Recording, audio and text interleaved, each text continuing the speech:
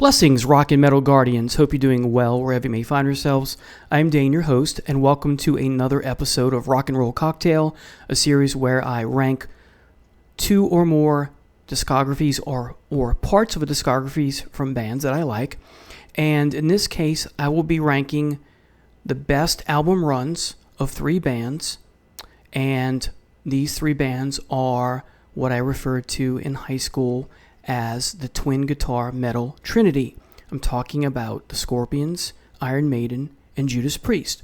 So again, I'll just be ranking my favorite parts of their overall discographies. So there are 30 in all. Let's get started. Coming in at number 30 at dead last is Scorpions' Animal Magnetism. I used to play this all the time on vinyl in high school. You have 9 songs.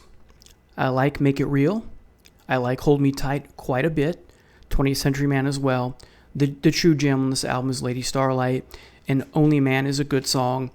The Zoo, I rarely, after a while, if I put this on about halfway in, it gets kind of boring and dull. Once you get to the voice box, it just doesn't, it's kind of long and drawn out. And then Animal Magnetism, is the title track, is such a weird song. There are days where I like it and I appreciate for what it is. It's weirdness, and other days where I just don't like it at all. So coming in at dead last has to be here for me. Animal Magnetism, number 30. Now, this next album isn't one of the band's finest moments, but there are parts of this album that I do like. It would be better as a single album, concept album, talking about Judas Priest's Nostradamus. If you took the filler out, this would be a much more solid record, but even if you took them out, it would still be second to last compared to everything that I like here. Some good stuff here, as I said, but not enough to rank higher. So coming in at number 29, Nostradamus again, Judas Priest. Coming in at number 28, back to the Scorpions, Fly to the Rainbow. This is a solid album. There's nothing on here I don't like. Probably the two best songs on here are Fly People Fly and Fly to the Rainbow. There are days where I think this is underrated, and then there are other days where I think this is about as appreciated as it should be. But, you know, you have moods and that sort of thing. I listen to this quite frequently.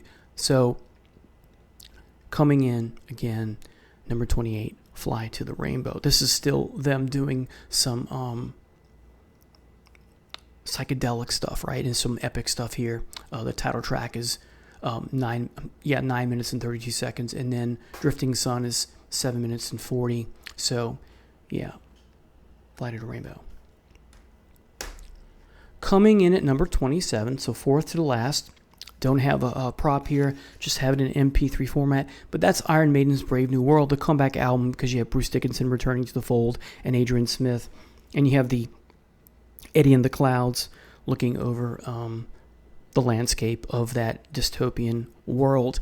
And a great return to form in many ways, because you have songs that deal with the horror movies and the thematic issues of those horror movies that we see on Number of the Beast. All right, so Brave New World, got to have this in your discography if you're an Iron Maiden fan, I think. So number 27, Brave New World. 26, this is odd, you would say, but why am I putting this above Brave New World? I love this album.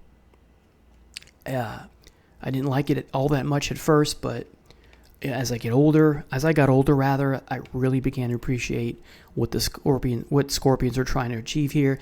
Again, it's kraut rockish. It's very heavily psychedelic.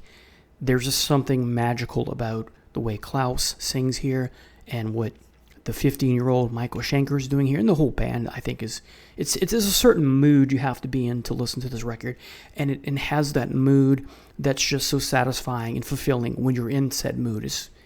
I'm going to call this a great album. It just is for me. Is it the best album that they have in their discography? No, but it's quite good, at least quite good. But I think it's great. The more and more I listen to this, I think this is great. All right, so that was 26. Number 25, still Scorpions, is In Trance. Dark Lady, title track are both fabulous. Life's Like a River is a good song. Top of the Bill's good. That's one of their hits. Living and Dying's okay. Robot Man, Evening Wind, those are great. Sun in My Hand is a nice song. And then Longing for Fire and Night Lights are good tracks. So coming in 25 in trance. 24, now some Iron Maiden. Seventh Son of the Seventh Son. Great opener in Moonchild. And then you have the bookend, Only the Good Die Young. The song ends where the first song, Moonchild, started off, so everything comes full circle. It's a progressive album, progressive metal. Bruce Dickinson, a big Jethro Tull fan, so doing that thick as a brick thing, like so many prog albums, or many prog albums where you end where you started. Everything is circular, right? So, and that is part and parcel for the theme of the story, if you will. So, got this in high school. Was very disappointed, but it didn't take me long to warm up. Is this a perfect album? Absolutely not. It's a bit short, 8 songs, but I do appreciate it. I do listen to it quite often. One of those, again, like Scorpions' first album, you got to be in the mood for this. Thematically rich as well. Good album. Sorry for the repetition. All right. Yes, so that was 24. Coming in at number 23, Judas Priest, Invincible Shield. The only song I don't like on here is Panic Attack, but everything else is either good, very good, great, or absolutely amazing. As far as amazing songs go, The Serpent and the King, Crown of Horns, As God Is My Witness, Trial by Fire, Sons of Thunder, and then the bonus tracks, Fight for Your Life, Vicious Circle, and The Lodger. Everything else outside of Panic Attack is at least solid. So coming in number 23, the most recent effort from Rob Halford and the Boys. Number 22, Painkiller. Now, these are neck and neck. So I haven't made the bold move to put this in front, but I think I may be going there. But for right now, Painkiller is at 22. You have the title track, which is amazing. Hell Patrol, I would say just short of amazing. All Guns Blazing, a little cliched, but I like it. Leather Rebel's nice. Metal Meltdown's cool. Nightcrawler, I'm a big fan of. Between the Hammer and the Anvil is a solid tune. Touch of Evil's probably my least favorite. It is my least favorite. Battle Hymn's great. One Shot at Glory is a decent song. It's a solid song. So I'm going to put this at 22. Next, staying with Judas Priest, Redeemer of Souls. This would be probably further back, lower in the ranking if it wasn't for the bonus disc that has Snakebite, Tears of Blood, Creatures, Bring It On, and Never Forget Maybe. The main album, not counting the bonus disc, which is an EP, I think, which was just called Snakebite, is just short of amazing. I think this is a solid record. I still a little iffy on how I feel about this, as you can tell from I'm kind of contradicting myself, or this album's kind of a paradox. So there are days where I champion it as really elevated and amazing and excellent and near masterpiece, 9.5 out of 10, and there are other days where it's like a step below that. So anyway, regardless, it's in the 21 spot. I regardless of how I feel paradoxically, this to me is better than Painkiller and Invincible Shield. I listened to it a little bit more than those two. I would say a lot more. All right, coming in at number 20, Hey, It Is What It Is. Rock-a-Rolla from Judas Priest coming in at number 20. It's in my DNA. Yeah, it's their debut. It's unpolished. It's raw. It's not metal, but there's just some amazing stuff here for me. I think is amazing. It's more of a rock album, more hard rock, but boy, I love it.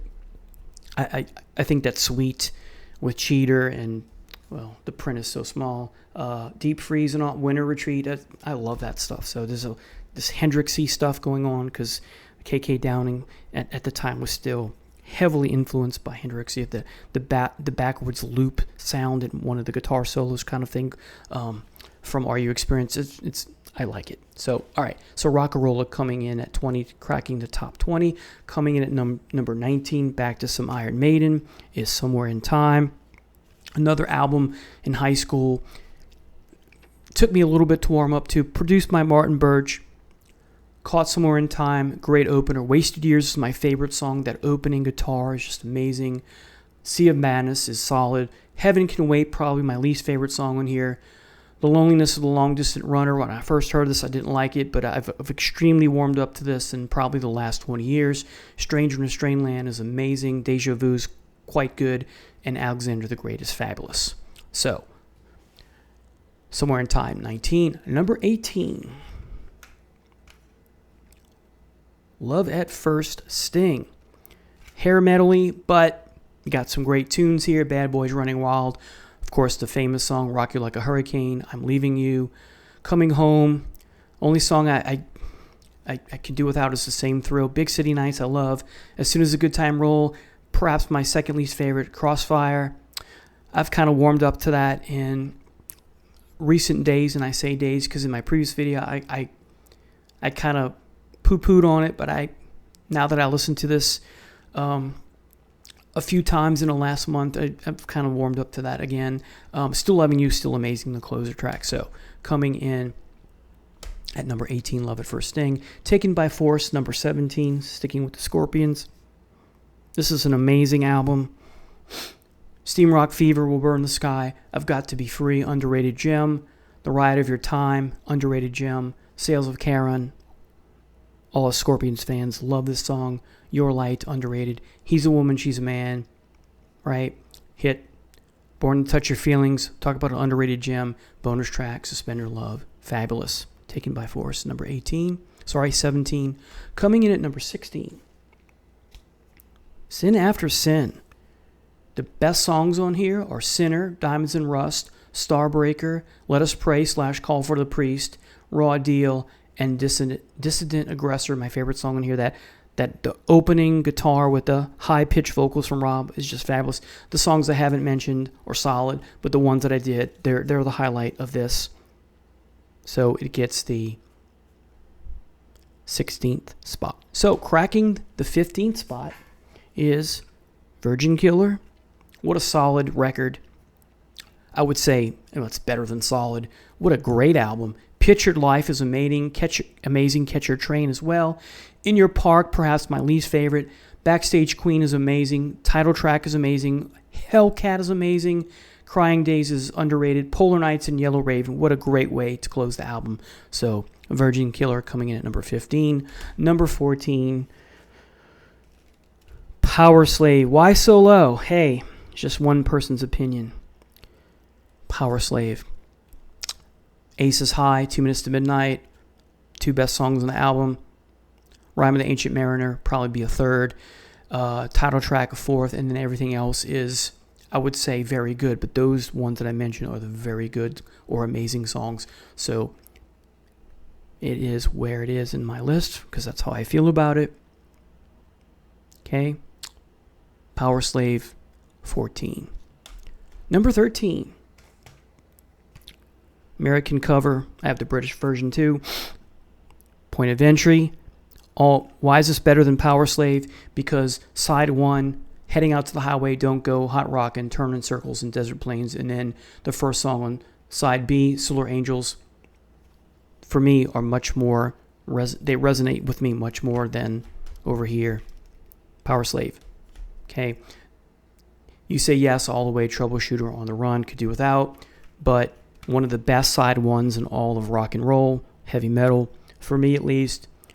I like side 1 much better than side 1 of what I previously showed you in Power Slave. Heck, I like side 1 much better than side 2, despite that you have Rhyme of the Ancient Mariner on side 2 of Power Slave. So here we go. Again, Point of Entry coming in at number 13. Number 12. Killers. Great album, right? Oh man, The Ides of March, Wrathchild, Murders in the Rue Morgue, Genghis Khan, Purgatory, Drifter, the title track, their other songs. This is fabulous. So Killers, definitely in the top 15, coming in number 12.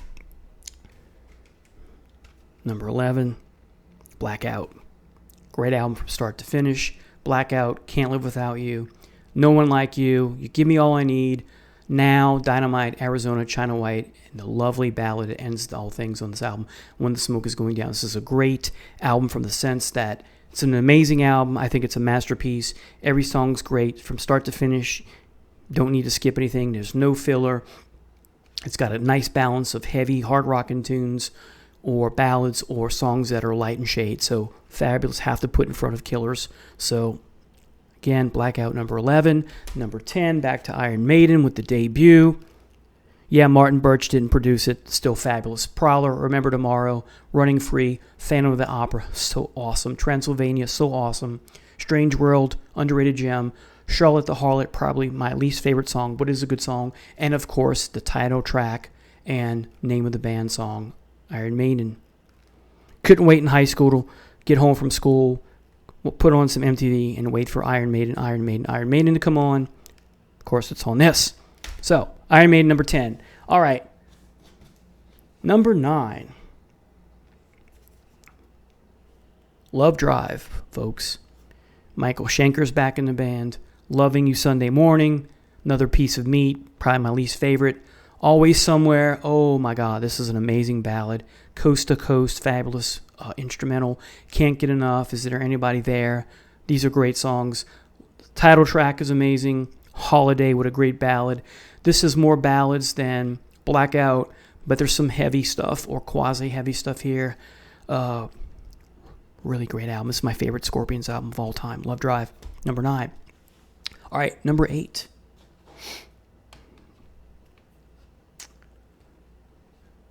Oop, I have it right. Number of the Beast. Let's look at the song, shall we? Invaders.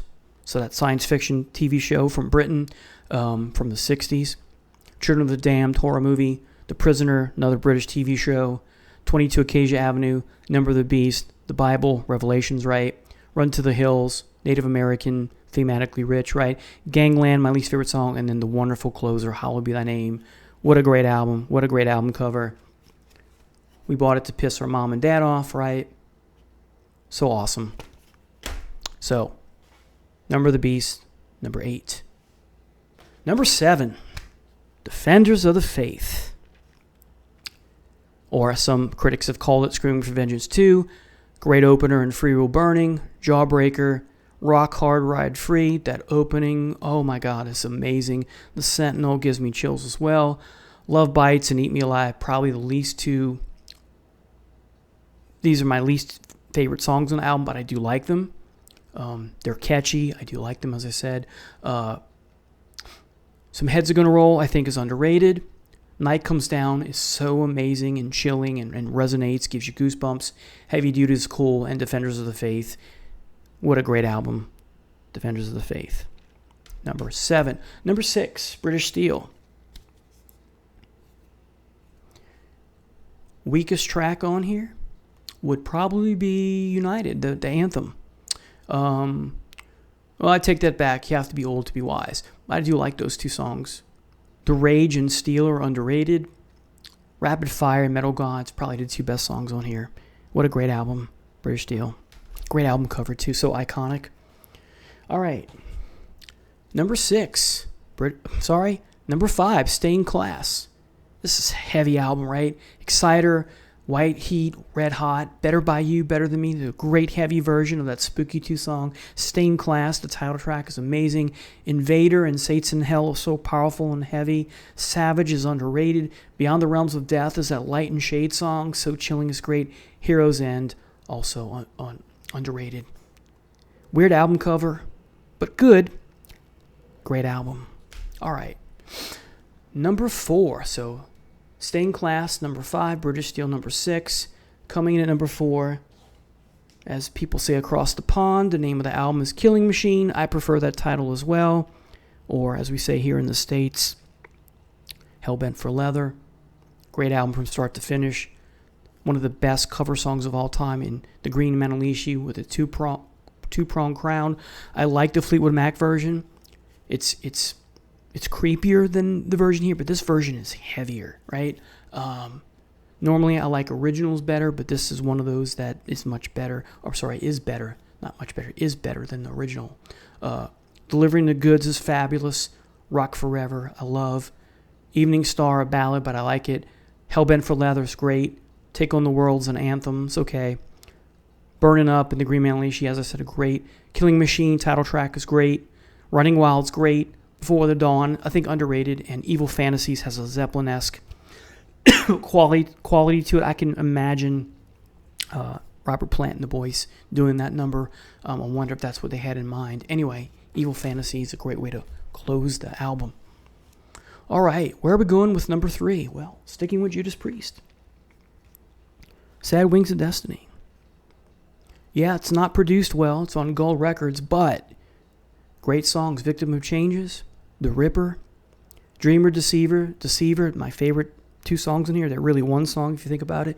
They segue into each other, and Deceiver's kind of the conclusion to Dreamer, Deceiver. Prelude and Tyrant, that connection. Prelude, that great piano intro written by Tipton, and it morphs into dun-dun-dun-dun-dun. It's great, right?